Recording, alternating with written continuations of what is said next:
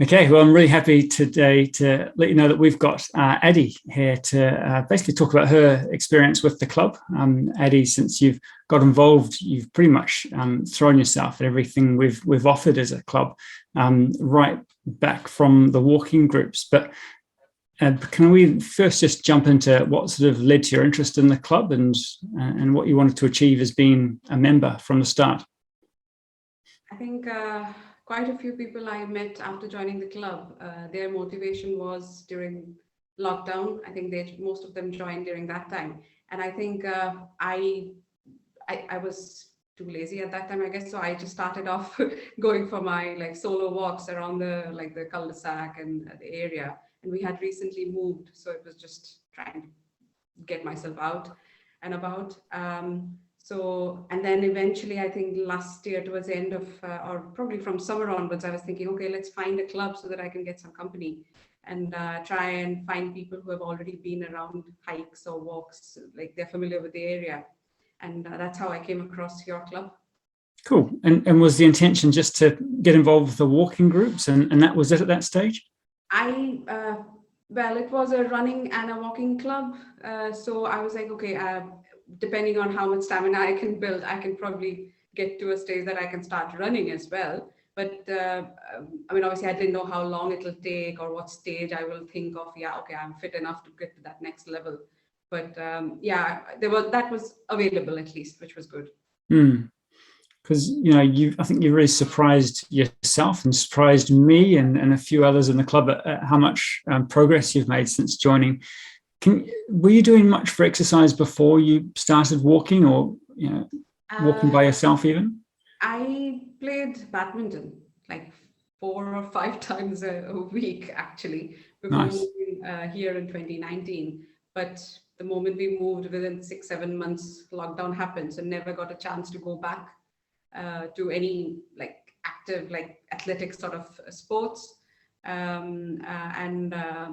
So I was like, okay, I started enjoying the walks on my own, and then got the family involved for local walks as well. So I was like, okay, let me see if I can do like hikes, maybe planned hikes as well.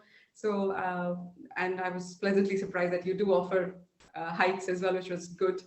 I think I had a conversation with you about the running, and I started running on my own, but then it was more to have a structure to my like progress, I think, and to avoid injury. I think that was probably good to actually have a continuous guidance. So that's when I decided, okay, let's join something with you. Yeah, absolutely. I mean, just going back to the walks, how did you find those, when you first came along to try your first walks with the club? Very friendly bunch. I mean, I was meeting them for the first time, and it took me. You were surprised. I was surprised actually. Within like a few weeks, 4 weeks or something, I was putting myself forward to lead the walks as well. Even though I had no idea about Cheltenham, I was traveling from Gloucester.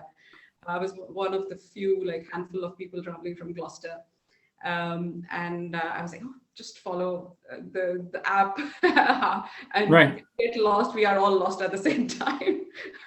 But you literally didn't really know your way around. We were meeting up at the race course at the time and at the Royal Oak. You didn't know your way around those areas. Yeah, Yeah, exactly. People help me out. Oh, no, we are going opposite to Royal Oak, so we might want to take the other turn. I'm like, yeah, yeah, that's yeah.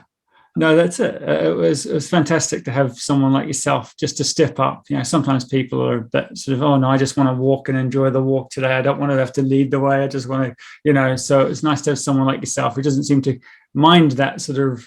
It's not even the responsibility, but just the status of saying, yes, I'll be the leader today. I'm the one who's going to have my phone, and I can follow that. And I'm confident to do that. And obviously you got support from the guys, which was great. It has mixed feelings because I didn't want to like lead all the time, because then I think it is a little bit of responsibility, I would say, because you don't get to socialize much because you have to maintain a pace at the start of it, and then obviously the person at the end will manage whosoever is going slow and keep the group together, and I have to manage as well, make sure that people are not falling behind far too much as well. But yeah, to mix it up, have that option available was always nice. So yeah, good. So what was it? I'm just trying to think how long it was before you tried your first run. Yeah, it was October when I joined as a walker, lunchtime walks and a few evening walks before I think it got started to get darker. But that's just my personal choice. I like my when I'm walking, I like Daylight. the surrounding to be more visible. Yeah. But But sorry, had you done some Saturday walks at that stage as well? Some countryside walks?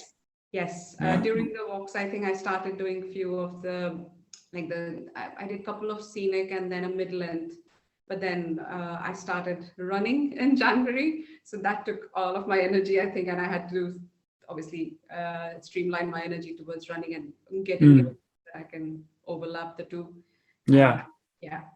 Yeah. So we had originally earmarked you to join the beginners and go into our Couch to 5K program, hadn't we? That was originally going to be the whole thing. I think one of the challenges was that you couldn't do evenings, could you, because of family commitments. So that's when we tended to do the beginner sessions. So, we had you along at the lunchtime sessions, and how did you find those? Yeah, I did the interval runs, and I was surprising myself for every session, and I was not the last one in the group as well. So that gave me a little bit more confidence in myself that, yeah, okay, even though I've started late, but probably if I keep going, I can I don't have to start at like when I spoke to you, you suggested that, oh, couch to 5K may not be for you, then you can go for like couch to 10K and that kind of thing. So and that's what made me think that, okay, maybe I can do my own couch to 5K on my own before I join like a session with you or a squad with you.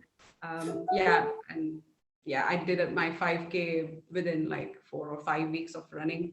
Yeah, yeah, that's it was amazing. So because you didn't do any Sunday runs, did you? So you literally, No Sunday runs at all. it Sunday was walks just, I have been with yeah. my son, but no But it runs. was, so you didn't actually manage to do any non-stop runs with us. They were No. all interval sessions with us. So you did take it upon yourself to do some non-stop runs, didn't you? Yeah. And it was really great to be able to offer you a little bit of guidance on that. Make sure you're set up with Runkeeper first Yeah. and foremost, so you could learn from the runs. What sort of lessons do you feel like you learned through that initial process of going from not running at all to, well, I can run 5 kilometers? I know it feels like ages ago, not so long ago. I couldn't run like 5 kilometers non-stop even. Yeah. So I think it was all about like learning from the lunchtime runs, because we had people of different calibers, people doing marathons, half marathons, to people just starting off or just finishing their couch to 5K, or people like me who could only make it during lunchtime between work and that kind of thing. So understanding why they joined and their motivation and what stage they are at. So having those conversations help. And even though I'm missing out on that now, but I've got the people, I'm still in touch with them, and which is good thanks to the WhatsApp groups and that kind of thing. So um, and for me to do it, like I think it was more mind over body for me. Yep. So all along I was like, okay, if I can do like a few kilometers, then I can push myself. And I have been a little defined, isn't it? You know me. In the plan, it was probably 8K, and I landed up doing my first 10K then. Yeah. And I know I'm not advocating that, because you should listen to your body, I think. Yeah. It And comes along with that. Yeah, definitely. and sometimes your coach as well. Yeah.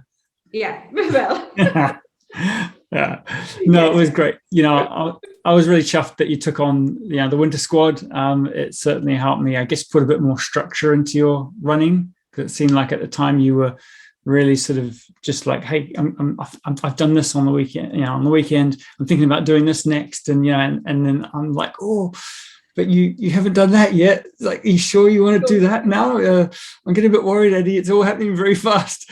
So I was a bit nervous. And it's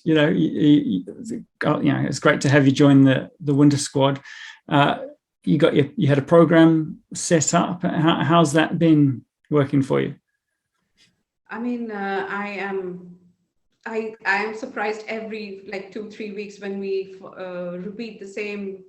Like say if you have tempo runs of 35 minutes, like 4 weeks back, and then you repeat another 35 minutes tempo run, and I compare the stats, I'm like, oh my God, how far have I come? So it's like that. So I feel that it's very customized, and which is good.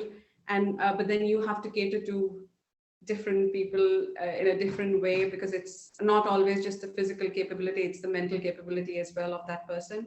So you have to manage both.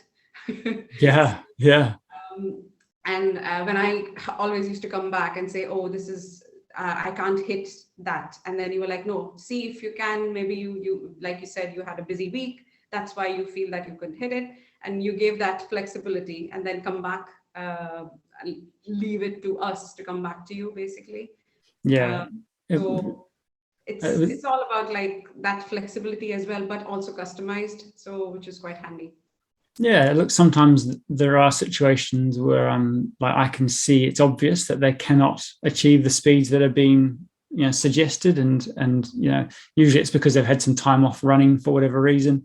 But I think sometimes it's just a matter of diving in and finding out why someone's had a really tough run. Maybe they haven't been able to hit the speeds that we thought they might, and a lot of the time it is due to factors outside of running, whether it has been lack of sleep, or excessive training and something else, or excess stress, or maybe the pacing wasn't fantastic on the day, right? So all these things can have an influence. I'm really glad. Yeah, it was great when you came back to me and said, "Oh yeah, I did do it. It was." So yeah, no, that's great, and I think you've done a really good job. And the first real, I guess, big milestone after you hit that 5K was your first ever 10K race. Is that right? Yeah, and it was non-stop as well. I was like, oh my God, not so long back, I couldn't run non-stop for 5 minutes, and then I could do 5K and then 10K. Look at me. So Yeah, yeah, it and that went, was a real. Remind me, was it Mitchenhampton? What was the location? yes, it was March, early March, I think. So I have been running, I had been running by then 2 months, thrice a Mm, week. So yeah, uh, that was the event, but I did a 10K before that. yeah, just to Not, make sure. Yeah, yeah, that yeah, I could and that's last. great. That certainly helped your confidence. But the route was very much downhill on the first half, wasn't it? And then uphill on the second half. Yeah. So it was good to have a chat to you before that, just to really sort of look at the profile of the event, and figure out what sort of speed would be achievable. How did it go for you on the day, do you think?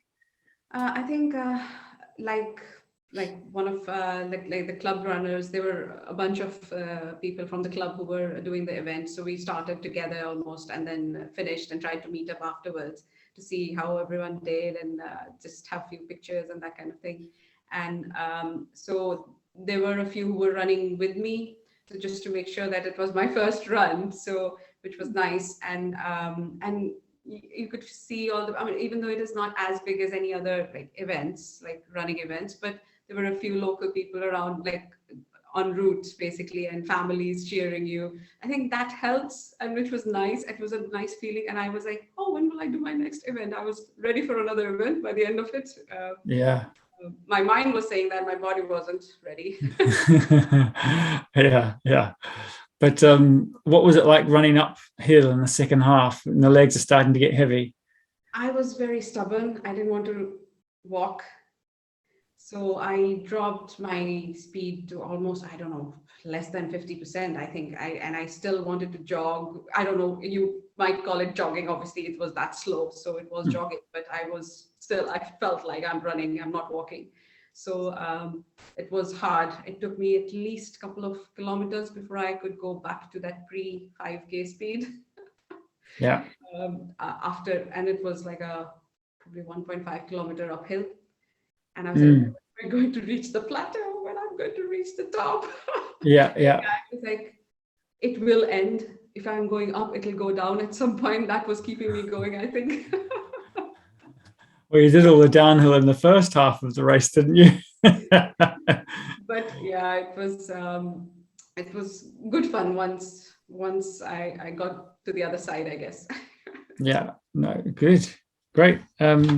So it was a wee while after that, but it was also great to have you jump into the Technique First program, our first ever Technique First program. And you know, we had you along to that first session to do your first assessment. How did you find the assessment session, parts of the sessions? I think it was well structured for sure, because you don't want, because there's so much to learn. I mean, I was pleasantly surprised to see runners who signed up to this program were of different caliber. So again, like from fast runners and long time runners to, I think I was the most recent runner. And then we had a couple of them started last year running from October, November. And then we had like people who have been doing multiple marathons as well. So there was always something for everyone to learn. So, but then it didn't stop you from like sort of stepping back and then not putting everything in one go, information overload for us. So gradually break the program down. So that was good. So it was like one muscle at a time, which hurt us every week. Yeah. But yeah, that helped, because then you could remember and try and replicate it during the following week of your runs. And then, I mean, even if we could do even 50% of it, that will definitely overall help us. So yeah, I've definitely felt that if you see my first assessment to now, you will yourself see, and I will probably see this a lot of difference, and for good, I guess. Yeah, no, absolutely. Yeah, it's great providing feedback on those assessment videos, and it was actually really funny. I remember back to your first one. I think you were late, so you missed the pre-session assessment that everyone else had done. So we had to do your assessment at the end of the session. And the first time you ran, you know, you'd just done this technique session with us, and everything you were trying to do it really well, like you'd learned in the drills and the runs that we'd done. So I had to say to you, Eddie, I think we need to do this again. Could you just run like more naturally, like what you normally run, like? And yeah, it was. So I could do it like a perfect example for a run, but it was not a natural run for me. You're right. Yeah, but you did have almost an unfair advantage on the others. Obviously, they did theirs without having any sort of background, any sessions beforehand about posture or arms or legs. Yeah, but it was good. There was still some small faults that we could pick up on and sort of work on over the program. So what have you got planned next then? What, you know, you've put all this time and money and effort into getting yourself running, and I think it's going really well. What are you doing with yourself going forward? I read a testimonial on your website, probably one of the Winter Squad testimony. I can't remember the gentleman's name, and he had joined one of the squads. I don't remember whether winter or summer one, and he mentioned that when he first joined and he was going for runs, and he was actually a runner before he joined the club, right? So he was going for like 5K, and then obviously exhausted afterwards, and then yeah, okay, fine, I'm going for a short run. That was his 5K runs. So it was like, I joined this so that I can say by the end of it that I'm going for a short run, but I mean 10K. Oh, right. Yeah. So the new short run was 10K, not 5K. Exactly. Yeah. So it still gives me goosebumps, because that is the kind of stage I want to get to, that it's not causing me discomfort. I actually enjoy it, and it gives me that fitness. I think it's very important for me that I need to take care of myself, not getting any younger. So, and plus I enjoy being outdoors, and why not combine the two together, and it's perfect, right? Yeah, absolutely. Well, you're well on the way to making 10K comfortable. You've just done your second 12K run, was it, on the weekend? Yeah. And what distance are you looking to get up to now? Are you looking to go any further? Yeah, I mean, as per the plan, I think by the time I finish the Winter Squad, it's 16K that I'll do, right? So that's end of May or like the first weekend in June, I'll be doing 16K, but I'm planning to stay on it. I'll probably try and do an 18 or 21. I'm being well, see if I've got enough time, because I've got an event coming up in July, so I don't want to tire myself just before the July event. It's a 10K. I'm doing. So I've learned from you how to do tapering before Yes. events, so which is good to know, basically, because you don't want to. I mean, an amateur runner doing their own training. I don't know if they'll know as much as I've learned from the club and you. So, which is good to know, like I said. So yeah, I'm trying to get to that half marathon runs and then go back to doing my 10K better and better, that kind of thing. I'm still being conservative in terms of goals, because all my friends and family, they're like, oh, maybe end of this year you can do a marathon. I'm like, no, half marathon is what my goal is by the end of this year, and then keep on it, basically. And who knows, if I start doing better half marathons, I'll get to that stage. So yeah. Yeah, I think that's a really good, I guess, medium-term goal for you, wouldn't it? Be to do a half marathon maybe in autumn. Once it cools down a little bit, there's lots of half marathons in autumn. And this other idea that you seem to have of trying to make 10K like your not easy run, but very achievable, right? Like it doesn't scare you anymore. If you can keep your running distances, your endurance base, I guess, up around between sort of 8 and 12 kilometers, around that 10K mark, it just means that it's not going to take you very long at all at any stage. If you decide, oh, actually, I'd like to push on and do a half marathon, it might take you 6 to 10 weeks, to build up from 10 to 12K up to, 18 to 20, even 22K.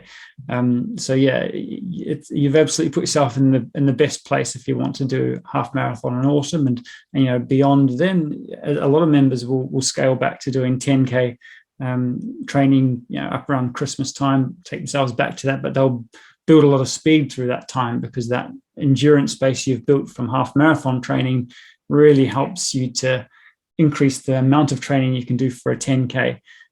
So that'd be, but the other way to go, instead of scaling back to 10K, is go from an autumn half marathon to a spring marathon. So I don't want to sow that seed too deep, right. But that's the options that are all there for you. No, something to think about, I guess. But I'm not going to go as far. Like you said, it's like short to medium term goal I have got. I don't know what beyond that is there for me. But I'll get to that once I get to that end of year sort of mark, or winter time, and then decide how I feel and how I'm doing, basically, in terms of my run speed and recovery. I think very important for me. Yeah. Good. Well, I just want to say massive congratulations on the progress you've made, and a huge thank you to you're not just how you've led our walking groups, helped to lead them, but also just the way that you are with the other members, within the WhatsApp groups and at the sessions. You're always a very positive person, and it really does help our members to enjoy their experience with the club. So thank you. No, I really appreciate it. I mean, if not for you and the members, it would have been really difficult to push myself because of the fact that I can't make it for the sessions, but I'm still in touch with people and you on a regular basis, which helps as a community for me to carry on, which is always good. And there's endless resources now that we've got, like access to the website and that kind of thing. So customized information as well. So very, very useful to keep on track with my personal progress as well as the social aspect of it. Yeah, so brilliant. Well, thank you for talking to me today, and enjoy the rest of your day. Yep, you too. Bye. Thanks, Eddie. Bye-bye.